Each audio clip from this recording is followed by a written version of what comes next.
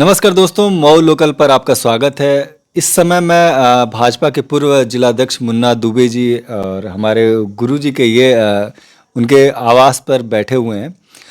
उनसे एसआईआर पे हम वार्तालाप कर रहे थे, तो तरह तरह की बातें करते हुए हमने सोचा कि गुरुजी का भी दृष्टिकोण आप लोगों के सामने प्रस्तुत किया जाए।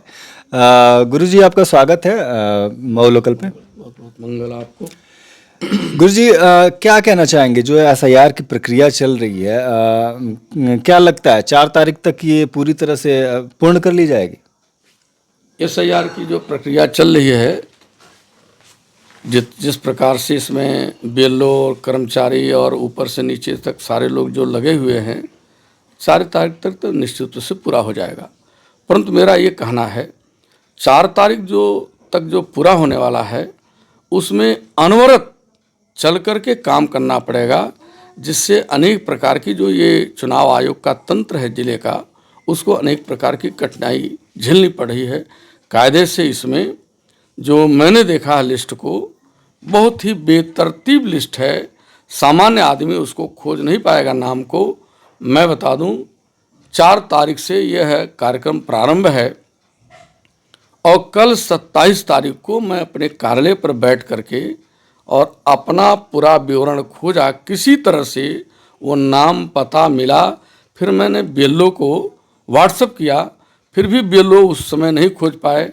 बाद में खोज करके वो कल रात में 27 तारीख को लेकर के आए, तो मैंने देखा जो लिस्ट है उस लिस्ट को समझना और देखना कठिन है।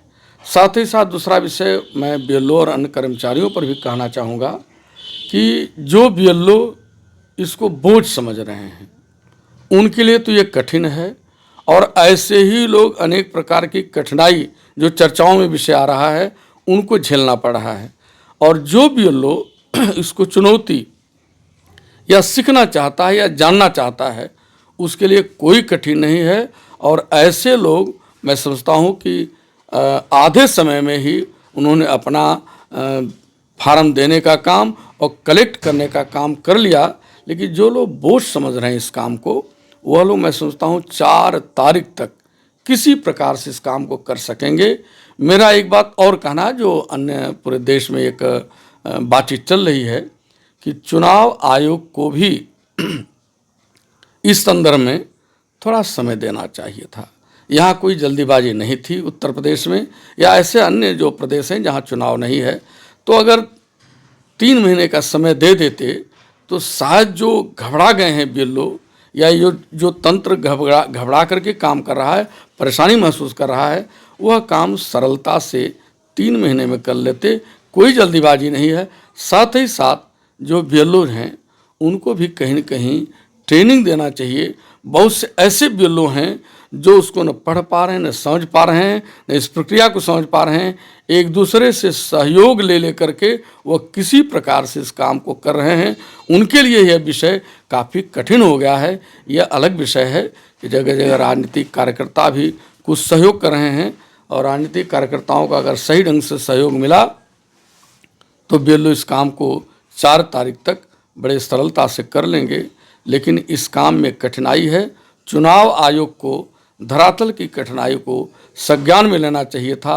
अनेक प्रकार की आवाज़ पूरे देश से आ रही है, संज्ञान में लेकर के इसका समय बढ़ा करके और उसमें कुछ ट्रेंड करके इस काम को कराते तो शायद इतना इस तंत्र को परेशानी नहीं झेलनी पड़ती, सरलता से सारा काम हो जाता और इसका परिणाम भी अच्छा होता। गुरुजी, क्या लगता है कि ये ट्रेनिंग का अभाव ही है जो हमारे जगह जगह से इस तरह की बातें सुनने में आ रही है कि बीएलओ जो हैं वो दबाव में कार्य कर रहे हैं, तो ये ट्रेनिंग का अभाव ही है या बीएलओ दबाव में नहीं कहा जा सकता है। उनका दायित्व है, उस स्थान पर है, इस नाते सरकार ने उनको यह दायित्व दिया है। बहुत सारे आज ऐसे ऐसे लोग सड़क पर खड़े हैं जो चाहते हैं कि सरकारी तंत्र में उनको काम करने का अवसर मिले और वो काम करते। तो अगर आपको इस दायित्व पर हैं, तो सरकार ने अगर काम दिया है तो आपको इसको सरलता से, प्रेम से, आदर से करना चाहिए, बोझ नहीं समझना चाहिए। हाँ, आपकी ये कठिनाई और आपका ये कहना सही है कि ये सामान्य चीज़ नहीं जो आए दिन होता है कि हम इसको ये कोई भी जानता होगा। बीएलओ के लिए कठिनाई है, ये सही बात है कि बीएलओ की ट्रेनिंग होनी चाहिए और थोड़ा सा जो 1 महीने का समय है, यह समय थोड़ा सा और बढ़ाना चाहिए। यह उनकी जो भावना है, यह जो उनका विषय है, वो सत्य है, उसका प्रयास होना चाहिए। जी।